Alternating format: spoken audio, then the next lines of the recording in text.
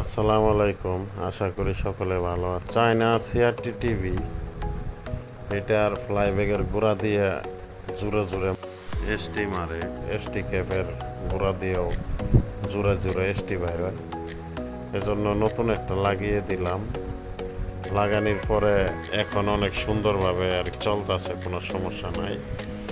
পিছনের ব্যাক কভারের অবস্থা দেখেন, পিছন দিয়ে এসটি মাইরে একবারে পিছনের ব্যাক কভার পুড়ে ফেলাইছে।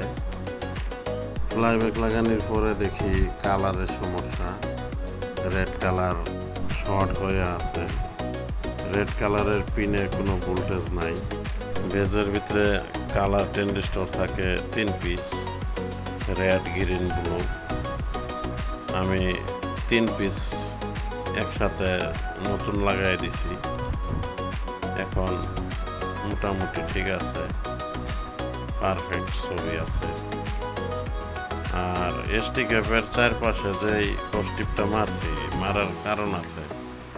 বৃষ্টি বাদলের দিনে এটার চারপাশে গামের ভিতরে পরে এসটি মারে।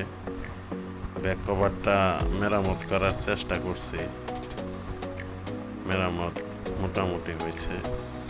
কভার লাগিয়ে দিছি। সকলে ভালো থাকবেন, পাশে থাকবেন।